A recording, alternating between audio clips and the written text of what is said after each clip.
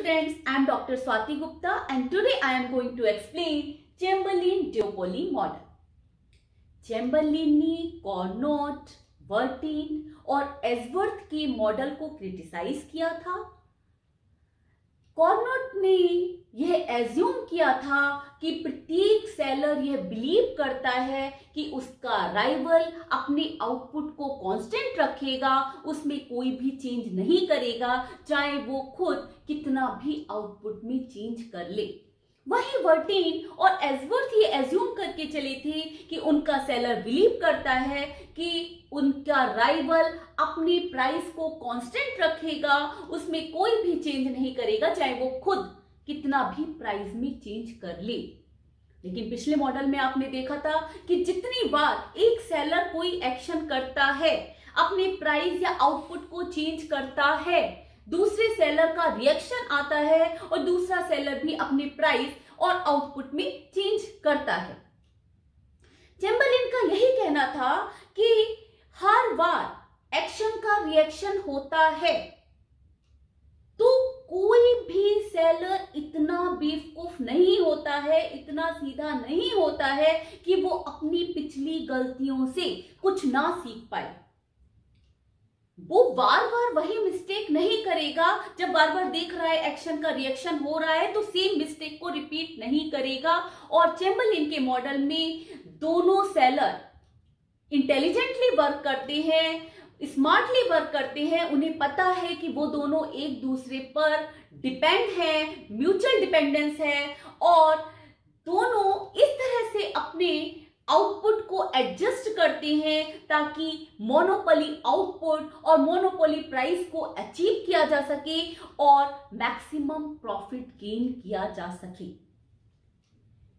Chamberlain के model में stable equilibrium achieve किया जा सकता है। Now assumptions, two forms, duopoly model है इसलिए टू फॉर्म्स है, ज्यादातर एजम्पशंस वही हैं जो पिछले तीनों मॉडल्स में थी। नेक्स्ट है होमोजीनियस प्रोडक्ट, दोनों सेलर आइडेंटिकल प्रोडक्ट को प्रोड्यूस करते हैं। नेक्स्ट है लीनियर डिमांड कर्व, दोनों सेलर को मार्केट डिमांड कर्व की पूरी नॉलेज होती है, मार्केट डिमांड कर्व लीनियर होता है, एक स्ट्रेट लाइन होता है। नेक्स्ट है zero cost of production, simplicity के लिए मान लिया गया है कि कॉस्ट ऑफ प्रोडक्शन जीरो होती है और जब कॉस्ट ऑफ प्रोडक्शन जीरो है तो मार्जिनल कॉस्ट भी जीरो होती है। नेक्स्ट है each seller knows fully the cost of production which enables them to arrive at a monopoly output and price. प्रत्येक सेलर अपने राइवल की कॉस्ट ऑफ प्रोडक्शन को जानता है और यही वजह है कि वो दोनों इंटेलिजेंटली वर्क करते हैं और मोनोपोली आउटपुट एंड प्राइस साथ ही साथ मैक्सिमम प्रॉफिट गेन करने में सक्सेसफुल हो पाते हैं। अब इसका डायग्राम देख लेते हैं। इनिशियली डायग्राम कॉर्नोट के मॉडल की तरह है। ओ एक्स पर आउटपुट है, ओ वाई पर प्राइस है। होमोजीनियस प्रोडक्ट दोनों सेलर बना रहे हैं, होमोजीनियस प्रोडक्ट की सप्लाई कर रहे हैं। एम डी सेलर ए का डिमांड कर्व है, क्योंकि हम ये इनिशियली एज्यूम करके चले हैं कि ए सेलर की मोनोपोली है, ए सेलर केवल प्रोडक्ट को प्रोड्यूस कर रहा है और उसकी सप्लाई कर रहा है। तो इस सिचुएशन में उसका डिमांड कर्व एमडी है और कॉर्नोट के मॉडल में आपको याद होगा कि जितनी भी डिमांड होती है प्रत्येक सेलर उसका आधा, उसका हाफ सप्लाई करता है। तो ओडी डिमांड है, एम आर ए सेलर ए का मार्जिनल रेवेन्यू कर्व है। जहां पर एमआर और एमसी बराबर होती है वहां पर आउटपुट डिटरमाइन हो जाता है और यहां पर एमसी जीरो है क्योंकि जीरो कॉस्ट ऑफ प्रोडक्शन है, तो एमसी जीरो है, इसलिए इस क्यू पॉइंट पर एमआर भी जीरो होगी। जहां पर ये दोनों बराबर हैं वहां पर ओ क्यू आउटपुट डिटरमाइन हो गया है। इसका क्या मतलब है कि सेलर ए ओ क्यू आउटपुट की सप्लाई कर रहा है और OQ आउटपुट के लिए वो OP प्राइस चार्ज कर रहा है और सेलर ए का मोनोपोली प्रॉफिट, क्योंकि अभी सेलर ए ही केवल मार्केट में है इसलिए उसका मोनोपोली प्रॉफिट OPEQ है। यहां तक समझ में आ गया। अब जब सेलर बी देखता है कि सेलर ए को बहुत प्रॉफिट हो रहा है तो वो भी मार्केट में उतर जाता है। सेलर बी को ये पता है कि सेलर ए OQ प्रोडक्शन कर रहा है, तो उस सिचुएशन में वो रिमेनिंग हाफ डिमांड कर्व को अपना डिमांड कर्व मानकर चलता है। ED सेलर बी का डिमांड कर्व है, सेलर ए का MD था, हाफ सप्लाई ऑलरेडी सेलर ए कर रहा है, तो सेलर बी के लिए जो डिमांड कर्व बचा है वो ED है, और सेलर बी की मार्जिनल रिवेन्यू कर्व MRV है जो L पॉइंट पर टच कर रही है। यहां पर L पॉइंट पर सेम कंडीशन है, MR is equal to MC। यहां पर सेलर बी का आउटपुट डिटरमाइन हो जाता है, जहां पर वो QL आउटपुट की सप्लाई कर रहा है। जब मार्केट में सप्लाई बढ़ गई तो प्राइस कम हो गई। तो नॉर्मल लॉ है, सप्लाई ज्यादा जैसे जैसे बढ़ती जाती है प्राइस कम होते जाते हैं। प्राइस कम होकर OP1 पर आ गए। पहले सेलर ए की मोनोपोली थी तो प्राइस OP था। अब जब मार्केट में सेलर बी भी आया, उसके आने से सप्लाई बढ़ गई। पहले OQ सप्लाई थी, अब OL सप्लाई हो गई, जिसकी वजह से प्राइस OP पर आ गए, और जो म्यूचुअल प्रॉफिट है वो OP1 के L हो गया।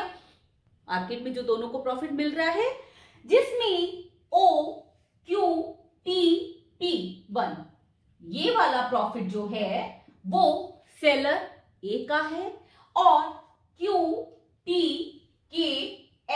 ये प्रॉफिट है वो सेलर बी का है। यहां पर आप नोट करिए कि पहले जब सेलर ए की मोनोपोली थी तो उसका प्रॉफिट OPEQ था, उसका प्रॉफिट इतना ज्यादा था। लेकिन सेलर बी के आ जाने से उसका प्रॉफिट कम हो गया। पहले OPEQ था, अब उसका OP1TQ हो गया, जो पहले से कम है। अब कोई भी सेलर अपने प्रॉफिट को मैक्सिमाइज करना चाहता है। कॉर्नट ने कहा था कि सेलर ए अपने आउटपुट को रीएडजस्ट करेगा और मार्केट में जो अवेलेबल डिमांड है उसका हाफ प्रोडक्शन करेगा। लेकिन चैम्बरलिन ये मानकर चलते हैं कि प्रत्येक सेलर इंटेलिजेंट होता है, स्मार्टली वर्क करता है। यदि सेलर ए को अपना मोनोपोली प्रॉफिट मेंटेन रखना है, अपने मोनोपोली प्रॉफिट को, मोनोपोली प्राइस को वापस लाना है, तो उस सिचुएशन में वो जितना प्रोडक्शन कर रहा है, पहले मोनोपोली प्रोडक्शन कितना था OQ, ये हमारा OQ हमारा मोनोपोली प्रोडक्शन था, ये हमारा मोनोपोली प्रोडक्शन था, मोनोपोली आउटपुट है हमारा, ठीक है। OQ मोनोपोली आउटपुट है। इस आउटपुट में वापस आने के लिए सेलर ए इसका आधा प्रोडक्शन करता है, क्योंकि यहां पर आप एक चीज देखिए, जो मार्केट की टोटल डिमांड है OD वो 4 पार्ट में डिवाइड है, 1, 2, 3 एंड 4। और यहां पर एक चीज और नोट करिए, ये चारों पार्ट इक्वल है, 1/4, 1/4, 1/4 एंड 1/4। पहले सेलर ए हाफ सप्लाई कर रहा था, 1/2 की सप्लाई कर रहा था। जब मार्केट में सेलर बी आया तो उस सिचुएशन में सप्लाई हो गई 3/4। अब वापस हाफ सप्लाई को, मोनोपोली आउटपुट को मेंटेन करना है, तो सेलर ए सोचता है कि जितना आउटपुट सेलर बी कर रहा है QL, उतना ही आउटपुट सेलर ए स्टार्ट कर दे, यानी पहले से अपना आउटपुट कम कर दे। पहले वो OQ कर रहा था, अब वो यदि OH पे आ जाता है, 1/4 सेलर बी कर रहा है, नाउ यदि सेलर ए भी 1/4 प्रोडक्शन करता है, 1/4 सेलर ए यदि प्रोडक्शन करता है और 1/4 सेलर बी प्रोडक्शन करता है, तो ये हाफ मार्केट डिमांड के बराबर हो जाएगा और ये हमारा मोनोपोली आउटपुट है OQ, ये हमारा OQ के बराबर हो जाएगा। ठीक है, इस सिचुएशन में सेलर ए OPRH मोनोपोली प्रॉफिट गेन करेगा, क्योंकि जब वो प्रोडक्शन कम कर देगा तो उस सिचुएशन में प्राइस फिर से बढ़ जाएंगे। और प्रोडक्शन कितना कम कर रहा है? जितना प्रोडक्शन सेलर बी ने बढ़ाया है उतना ही प्रोडक्शन वो कम कर रहा है। ये पार्ट भी बराबर है, दिस पार्ट इज ये सारे पार्ट इक्वल हैं, 4 पार्ट में डिवाइड है और चारों पार्ट इक्वल हैं।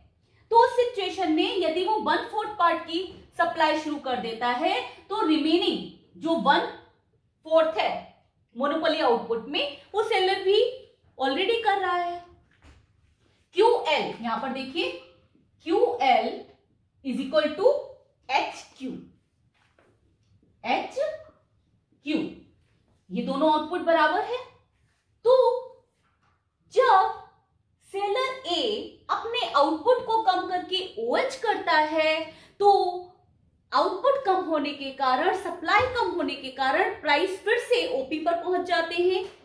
और सेलर बी भी यही सोचता है कि समझदारी इसी में है कि वो जितना प्रोडक्शन कर रहा है उतना ही प्रोडक्शन करे, उसमें कोई भी चेंज ना करे, ताकि दोनों सेलर मोनोपोली आउटपुट कितना है? OQ, monopoly output, monopoly price OP और मोनोपोली प्रॉफिट अचीव कर सके। OH सेलर ए, ये सेलर ए का है, HQ, QL या HQ एक ही बात है। जब वो इतना कम कर दे रहा है तो ये प्रोडक्शन इसके बराबर हो गया, तो ये सेलर बी का हो गया। और टोटल मार्केट प्रॉफिट फिर से पहले मोनोपोली प्रॉफिट पे आ गया OPEQ, जिसमें सेलर ए का OHPR और सेलर बी का HQER मोनोपोली प्रॉफिट है।